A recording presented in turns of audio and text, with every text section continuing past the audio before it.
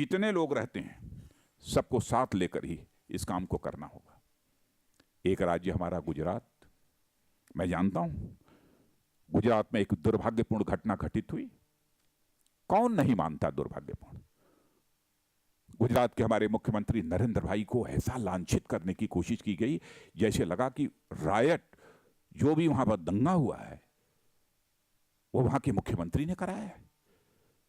कभी हमारी अकेले यदि नरेंद्र भाई से बात होती है तो मैं देखता हूं, उनको चेहरे को पढ़ने की मैं कोशिश करता हूं कि वह व्यक्ति कितना दुखी होता है, कितने वेदना, क्या हो गया है लोगों को।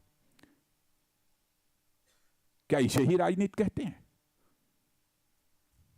आज जाइए वहां के मुस्लिम से, जो भी इस्लाम को मानने वाले लोग हैं, उनसे पूछिए कि वहां किसी प्रकार का कोई डिस्क्रिमिनेशन उनके साथ हो। आज हमारे गुजरात के मुख्यमंत्री नरेंद्र भाई कर रहे हैं। लेकिन वही, चाहे जैसे भी हो, कैसे नफरत की बीज हिंदू और मुसलमान के बीच में पैदा की जा सके, यह बराबर कांग्रेस ने कोशिश की है। अन्य भी बहुत सारी पॉलिटिकल पार्टीज हैं जो कि यह कोशिश करते हैं। और बहनों भाइयों, मैं तो कॉन्फिडेंस के साथ कह सकता हूं कि इसे हिंदुस्तान में की 66 वर्षों की आजादी में लंबे समय तक हुकूमत किसी एक पार्टी ने किया है तो वह कांग्रेस ने किया है। लगभग 53-54 वर्षों तक अखंड हुकूमत यदि किसी ने की है तो कांग्रेस ने की है। क्या कांग्रेस की यह जिम्मेदारी नहीं बनती थी कि भारत के विभाजन के बाद जो भी हिंदू मुसलमान यहां रह गए हैं उनके बीच परस्पर भाईचारे का रिश्ता बढ़ाने में वो कामयाबी हासिल करें? 54 वर्षों तक हुकूमत करने के बावजूद भी इनके द्वारा ऐसा कोई एफर्ट नहीं हुआ।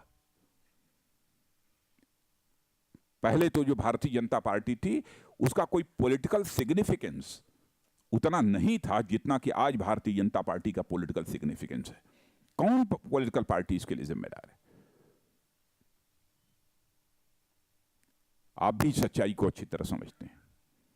मैं भी उत्तर प्रदेश का मुख्यमंत्री रहा हूं और मैं तो कहूंगा, मेरे सामने यदि वो न कहें तो मैं चला जाऊं तो जो सच्चाई हो वो बतला दें। मैं भी वहां मुख्यमंत्री रहा हूं। यदि मैंने संस्कृत के अध्यापकों की पंचायत बुलाई थी हजारों की संख्या में, तो हजारों की संख्या में मैंने मदरसे के और उर्दू के अध्यापकों को भी पंचायत उसी मुख्यमंत्री आवास में मैंने बुलाई थी। यदि हमारे उत्तर प्रदेश के यहाँ पर हमारे तनवीर साहब हैं, जानते हैं अच्छी तरह, ये हमारे ये रिजवी साहब यहाँ पर बैठे हैं, गैरुल हसन रिजवी, ये भी जानते हैं, अन्य भी जो लोग बैठे होंगे। कहां से यह बात आ जाती है? और मैं कहता हूं कि कहीं यदि कोई बात है तो मिल बैठकर, यदि कोई कंफ्यूजन है तो हम उसका समाधान ढूंढ सकते हैं। जहां मिल बैठकर बैठने की कोई गुंजाइश न हो वहां तो कुछ गड़बड़ी हो सकती है, लेकिन यहां क्यों होनी चाहिए? यदि हमने मदद की अन्य सेक्ट अथवा अन्य रिलीजन के लोगों की, तो मैंने मदद की वहां के मुस्लिम समुदाय के लोगों की। मैं कहता हूं कि आज जाकर आप कानपुर में पता लगा लीजिए, हमारे समय भी एक दंगा हुआ था। ये कानपुर के रहने वाले तनवीर साहब, इनसे आप पूछ लीजिएगा अकेले, आप ये सोचते होंगे कि मेरे सामने बैठे हैं। वहां के लोग हमसे रात को मिलने के लिए आए थे। अच्छा, आप भी साथ में थे रात को? अच्छा, एमएलसी थे उस समय, एमएलसी थे तनवीर साहब। जाकर जो लोग भी आए थे, मुस्लिम पर्सनल लॉ बोर्ड के लोग भी थे उसमें, थे रात को हाँ, कौन? बाबरी एक्शन कमेटी के थे, मुस्लिम पर्सनल लॉ बोर्ड के लोग थे, सारे लोग मौजूद थे उसमें। कुछ बुजुर्ग थे लोग, 60-70 लोग। जब जाने लगे वापस, जब जाने लगे लोग, तो मुझे लगा कि अब 11 साढ़े 11 बज गए, अब जाएंगे वहां तो ये सारे बुजुर्गों को, जिनकी 75 साल 80 साल 82 साल की उम्र है, क्या गुजरेगी इनके ऊपर? तो ज्यों ही वो लोग थोड़ा बाहर 2 कदम निकले होंगे तो तुरंत मैंने अपने किसी सेक्रेटरी को, तो किसी अधिकारी को भेजा। मैंने कहा नहीं, सबको वापस बुला लाइए। तो मैंने कहा इतने सारे बुजुर्ग लोग हैं आप, आप लोग केवल 20-25 मिनट रुक जाइए, आप लोग भोजन करके इस मुख्यमंत्री आवास में, तब आप कानपुर जाइए। और उन्होंने जाकर पूरे कम्युनिटी को जो संदेश दिया था, हाँ, नमाज भी पढ़ी थी, जो संदेश दिया था, आपको जानकर खुशी हो गई इस बात की, कुछ ही घंटों के अंदर इतना बड़ा दंगा एकदम बिल्कुल समाप्त हो गया था। अब मुआवजे के बारे में सब आप बतलाइएगा, अब हम क्या बतलाएं। लेकिन ऐसा नहीं है। और मैं कहता हूं कि मान लीजिए कि यदि होता ऐसा, मैंने पार्टी की जो आइडियोलॉजी है उसके अनुरूप यदि काम करने वाला मैं न होता तो आज मैं पार्टी का अध्यक्ष होता। क्या हमारी पार्टी की आइडियोलॉजी, क्या हमारी पार्टी की विचारधारा इंसान और इंसान के बीच नफरत पैदा करने की इजाजत देती है? बहनों भाइयों, यह बात आपके लिए नहीं कह रहा हूं, आपको जहां काम करना है उन लोगों को बताने के लिए मैं यह बात कह रहा हूं, क्योंकि बहुत बड़ा चैलेंज, बहुत बड़ी चुनौती आप सबके सामने है। अब जैसे हम जब सांस्कृतिक राष्ट्रवाद की बात करते हैं, कल्चरल नेशनलिज्म की, तो लोग कहते हैं साहब संस्कृति क्या होती है? मैं संस्कृति का एक नजीर आपके सामने मैं रखना चाहता हूं। मैं कहता हूं कि जिस संस्कृति में, जिस कल्चर में हम पले हैं, उसी कल्चर में हर हिंदुस्तानी मुसलमान भी पला है। अब आप ये कहेंगे कैसे? मैं बताता हूं। दुनिया की जो डेवलप्ड कंट्रीज हैं, जो विकसित देश माने जाते हैं, वहां देख लीजिए और यहां देख लीजिए,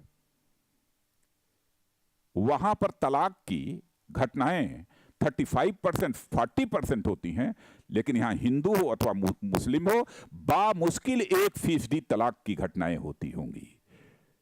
माने संयुक्त परिवार, मिला जुला परिवार, इस अवधारणा को, इस कंसेप्ट को मानने वाला चाहे हिंदू हो मुसलमान हो, कहीं पर यदि मिलेगा आपको तो भारत में मिलेगा। यही भारत की संस्कृति का करिश्मा है, यही भारत की संस्कृति का करिश्मा। ऐसे कई उदाहरण आपको दिए जा सकते हैं।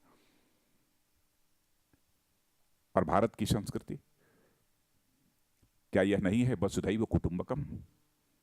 यदि पहले से हमारे ऋषियों और मनीषियों ने तय कर दिया होता कि नहीं, जो इस्लाम, इस मजहब को जो लोग मानने वाले हैं उनको अलग रखना है, तो वसुधैव कुटुंबकम, यानी यह विश्व की जो सारी धरती है उस पर रहने वाले भिन्न भिन्न जाति, पंथ, मजहब, धर्म के जो लोग हैं, इनमें से एक को अलग करके यदि चलना है तो शायद वह वसुधैव कुटुंबकम का यह उद्घोष न किए होते। यही हमारी भारतीय संस्कृति है, हम जिसको मानते हैं। हमारे देश के ऋषियों और मनीषियों ने बार बार, मैं उस चीज को कई बार कह चुका हूं, लेकिन यह भी दोहराना चाहता हूं, एक बहुत बड़ा मंत्र दिया था इंसानियत के लिए, बहुत बड़ा मंत्र, पूरी इंसानियत के लिए था। और इंसानियत के लिए नहीं था, यह पूरे होल यूनिवर्स, पूरी सृष्टि के लिए वह एक मंत्र था। जानते हैं वह क्या था? उन्होंने कहा था कि यत पिंडे तत् ब्रह्मांडे। यह संस्कृत में था, ऋषि और मनीषी उस समय संस्कृत में बोलते थे।